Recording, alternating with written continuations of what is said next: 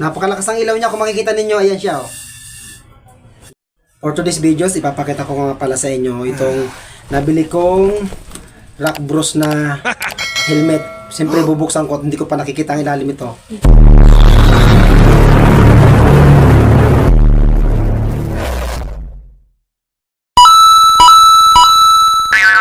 Oh yeah?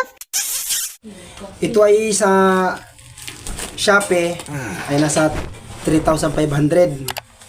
Sa Lazada naman mura lang, 2,300. At syempre, ipapakita ko sa inyo kung anong klaseng helmet ito. At sa lahat po ng mga bikers, ito dapat ang gamitin ninyong helmet kasi maganda talaga to at magugustuhan niyo to. At syempre bubuksan natin. Ito na yung helmet. Yan. Rock Bros. Shoutout sa mga kasama ko dyan. Kina Galban, Mago, Jeffrey Dote, at Abunda, Alvin Kalubayan. Shoutout sa inyong lahat dyan. At Julius Erisa. At kay Cooper. Shoutout. Ayan, yung mga kasama kong magbabike. At kina Soto. Shoutout sa'yo. Ito yung helmet kong nabili. At titingnan natin kung ano laman. Ayan.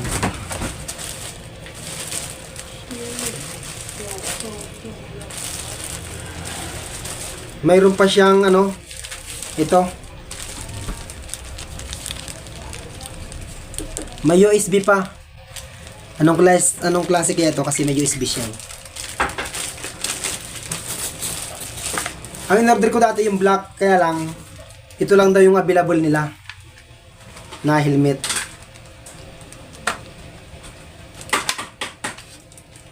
Ayan, ito. Dahil meron siyang ano paluwagan ito. Meron siyang paluwagan, no. Ayan. Ganda ng kanyang lobo. Ayan.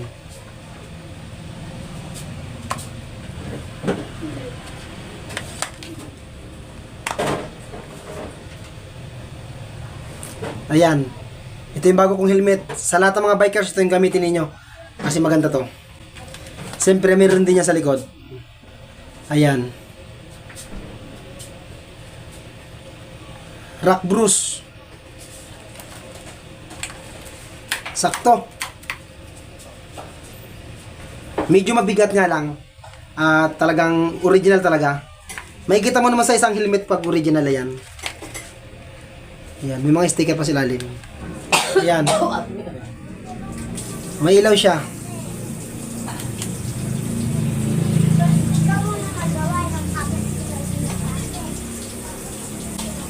Ayan.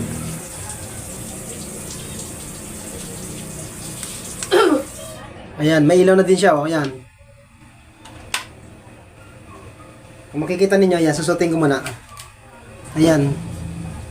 Nailaw siya. Yan ang gagamitin ko sa pagbike ngayong darating na Sabado. Ayan.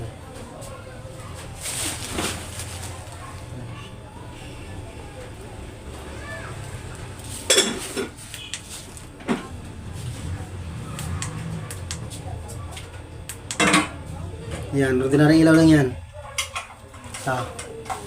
Yan ang gagamitin natin, guys.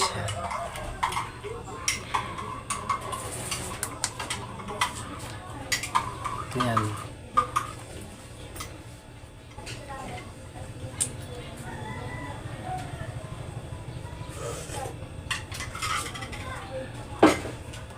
Ito yung helmet kong gagamitin. Ayos ba mga kabikers?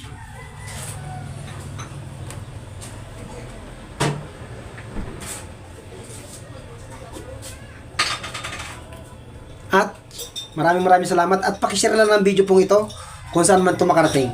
Thank you for watching. Ito yung helmet na bago kong bili. Ayan. Rock Bros.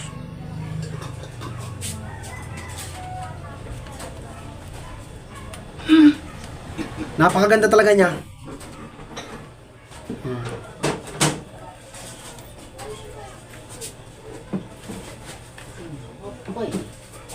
At syempre, tatakpan natin to.